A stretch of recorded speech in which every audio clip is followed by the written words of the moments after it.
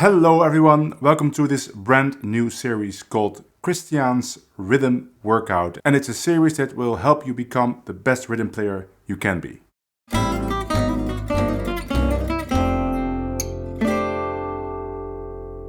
Last week I made a video about good rhythm versus bad rhythm, in which I give do's and don'ts when it comes to gypsy jazz rhythm playing.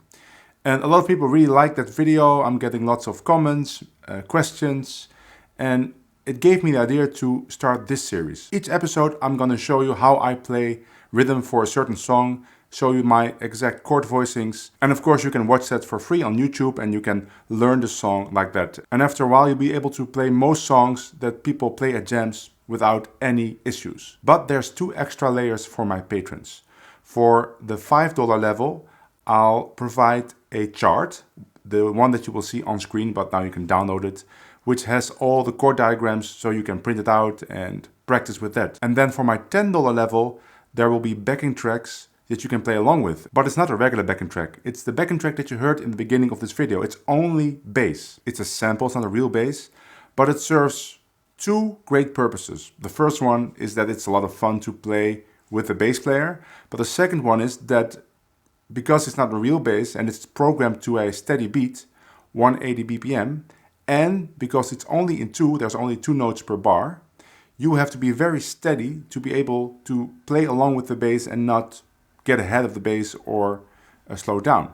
And it's 12 choruses, so you can really do a workout. That's why it's called Christiaan's Rhythm Workout. I'm gonna abbreviate it to CRW. Each week I will have a new song, and today we're gonna start with All of Me. Let's start with the first chords. The first chord is C6-9, which I play like this. 3-3-2-2-3-3. And I play it with 3 fingers. Some people play it like this with their pinky, but I find that this is a more relaxed grip. And since I'm focusing on the low strings anyway, and I'm not pressing all the way down, I don't really care about this high string, so I don't need to put a separate finger on that. So, 2 bars to E7, and it's almost the same grip. It's just that my third finger moves 1 string up, so that I have 3 strings on my third finger. And again, I don't care about this high string. I focus mostly on the lowest 4 strings, like these 4 strings. And so I have a double string under my second finger, which might seem hard, but it isn't, because you don't need to really hear all those notes, right? It's more like you press those strings very lightly. Maybe you hear them like this. That's enough, because it's gonna be short anyway. So C, E7, A7. This is one of my favorite chord grips. It's 5, 4, 5, 6. There's 2 thirds in it, 2 C sharps in this case. And I was playing with Chad the other day, and he told me that he doesn't like this voicing because of those 2 C sharps. But when I told him that I use this voicing all the time, he said that he didn't mind it when I did it because my rhythm is very short and unobtrusive. I like this voicing because it really focuses on those lowest 4 strings, and that's what I like. And we go to D minor 7, which I play like this. And now I don't have 2 strings under my second finger. I only have this low A on the 5th string. 5, mute, 3, 5, 6. And I don't play the double string here because it's not very relaxed for my hand to play that because of the wide grip. So I only play the low A. So there's not even a D in this chord. But it doesn't matter. This still sounds like D minor 7. And there's 2 options for D minor 7. You can either play it like this or like this, right? With the 9 here. Now, I like to play with a 9 if it's part of a 2-5-1, but in this case it's not part of a 2-5-1. It's almost more like a 5-1, like A7 to D minor, right? So then I like to play this third here under my pinky.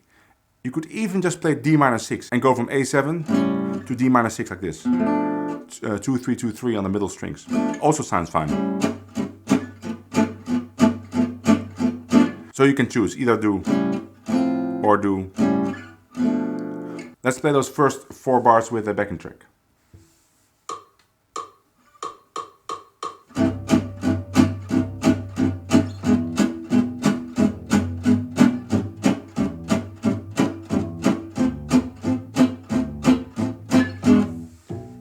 Let's do it once with D minor 6 and see how that sounds.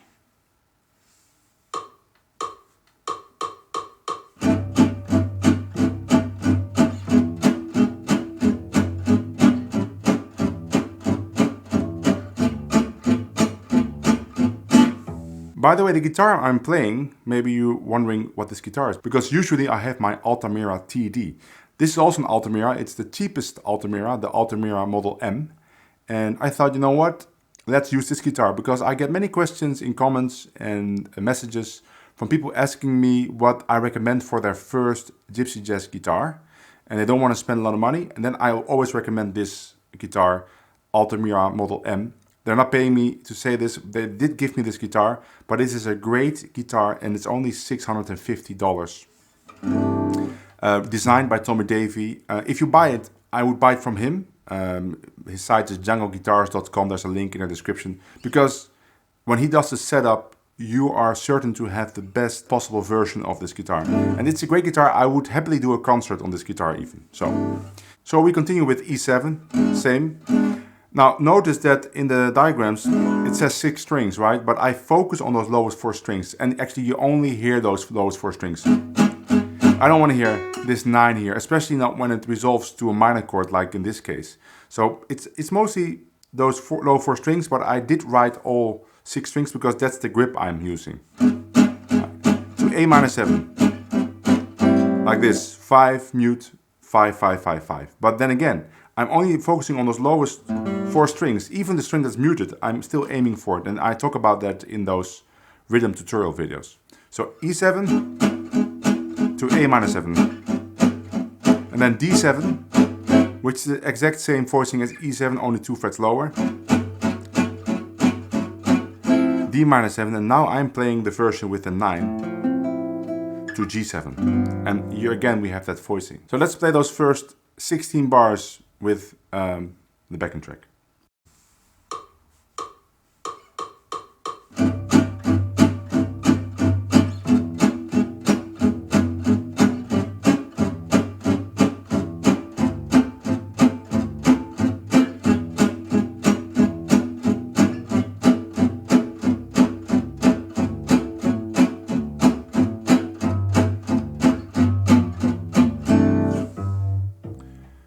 The bass player is actually not playing D minor 7, he's just playing G7 immediately, and that's also a possibility. You can play D7, 2 bars to G7. But even if the bass player is doing a G, you can still play D minor 7 right on top of it, and you create a G sus chord, so that's also a cool sound. Second half starts again with C to E7, A7, we already had that, and then it's D minor 7, and then I do this thing. I do... Not a lot of people do that, but I like it because the next chord will be F. So if you don't do that, you will just get 2 bars to D minor 7 and then F immediately. And that's fine, sounds okay. But I like to bridge that gap from D minor 7 to F with a couple of passing chords. So I play 1 bar D minor 7, and I play this D flat 7 sharp 9. That's 4 4 3 4 5. Again, the double strings under my second finger. C7, F. Let's do the last 8 bars and I'll play the whole thing. Here we get the so-called Christoph changes. That's a particular chord progression that ends a lot of gypsy jazz songs. And this variant has a minor chord as the second chord. So you get F6 9. I like to play this big F6 9 with my thumb on the bass. 1 3 3 2 3. 3 even here, but I don't play that high string. If you have trouble playing this, you can also leave the bass note out and just mute the low string. You would still hit it when you play rhythm, but you just don't play it. And then I play F minor like this. That's the way I usually like to play it in All of Me. So it's actually F minor with the 8th flat in the bass, but it doesn't really matter. The bass can still play in F there. So that's 4 mute 3 5. It's only 3 strings. So F, F minor, C, A7, and then again 2 5. And for the turnaround, I like to play that same chord as that F, but now without a bass, because if I just play without a bass, it could also be D minor 7, although it's still F6. So D minor 7 or F6, G7, so the turnaround becomes... That's a really nice way to play the turnaround. It also works great in rhythm changes. Let's say you play a Daphne in D. I'll do that same thing. And we'll get to that when I talk about Daphne. So now we got the whole song. So let me play the last 8 bars again. So F, F minor, C, A7, 2, D minor, 5, G7, C, F.